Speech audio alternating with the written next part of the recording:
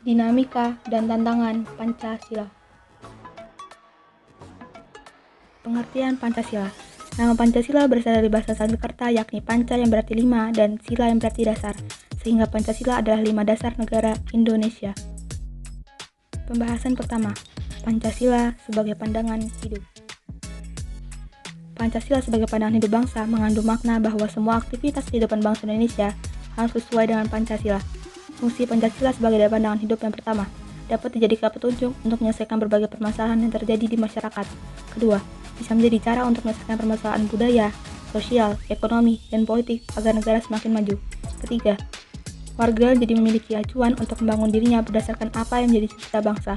Keempat, Pancasila sebagai pandangan hidup bisa mempersatukan masyarakat yang memiliki latar belakang berbeda-beda.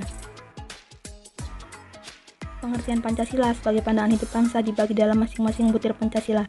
Sila pertama, ketuhanan yang Maha Esa, mengartikan bahwa kita sebagai warga negara Indonesia mempercayai dan bertakwa pada Tuhan yang disesuaikan dengan agama dan kepercayaan yang dimiliki oleh masing-masing orang. Karena itu makna dari sila ini juga berarti kita perlu saling menghormati antar umat beragama sehingga tercipta kehidupan yang rukun. Sila kedua, kemanusiaan yang adil dan beradab. Kita sebagai warga negara diminta untuk memahami bahwa setiap manusia memiliki derajat yang sama, sehingga kita harus saling menyayangi satu sama lain. Kita juga harus saling menjaga dan membantu sesama, membela kebenaran dan keadilan, dan bekerja sama untuk kedamaian negara kita. Sila ketiga, Persatuan Indonesia. Kita harus menempatkan kesatuan, persatuan, dan kepentingan negara dari kepentingan masing-masing. Kita harus mempunyai kepribadian yang rela berkorban demi negara Indonesia, cintai bangsa Indonesia, dan bangga pada negara. Sila keempat, kerakyatan yang dipimpin oleh hikmat dan kebijaksanaan dalam permusyawaratan perwakilan, mengajak kita untuk tidak memaksakan kehendaknya pada orang lain dan mengutamakan kepentingan negara. Terkadang kita akan menemukan perbedaan pendapat dan cara pandang, namun kita harus menyelesaikannya dengan cara bermusyawarah atau berdiskusi. Sila kelima, keadilan sosial bagi seluruh rakyat Indonesia, berarti mengembangkan perbuatan luhur dengan cara kekeluargaan dan gotong royong, selalu bersikap adil. Saat itu kita harus seimbang antara hak dan kewajiban dan juga menghormati hak-hak orang lain. Pembahasan kedua, Pancasila sebagai dasar negara. Makna Pancasila sebagai dasar negara, yakni bahwa Pancasila digunakan sebagai dasar atau fundamen untuk mengatur pemerintah negara, ataupun sebagai dasar untuk mengatur seluruh penyelenggaraan negara.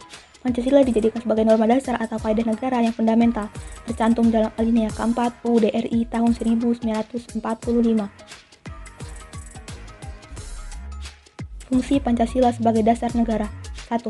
Pancasila sebagai pandangan hidup bangsa, berfungsi sebagai acuan baik menatap kehidupan pribadi maupun dalam interaksi antar manusia dalam masyarakat dan alam. Kedua, Pancasila sebagai dasar negara Republik Indonesia dapat mewujudkan cita-cita hukum dasar negara hingga semangat bagi UUD 1945 dalam penyelenggaraan negara. 3. Pancasila sebagai ideologi bangsa dan negara Indonesia diibaratkan sebagai kumpulan gagasan, ide, keyakinan, kepercayaan yang menyangkut bidang sosial, politik, kebudayaan, hingga keagamaan. Tantangan Pancasila dalam berbagai bidang.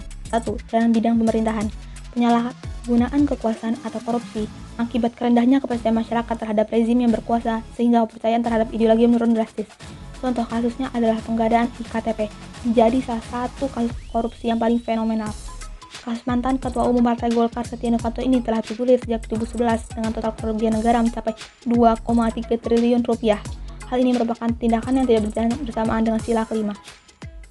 Dalam bidang kehidupan masyarakat, pengikisan jati diri bangsa akibat pesat dan perkembangan teknologi, ketidakseimbangan antara perilaku milenial dengan penerapan Pancasila adalah ciri khas bangsa kita.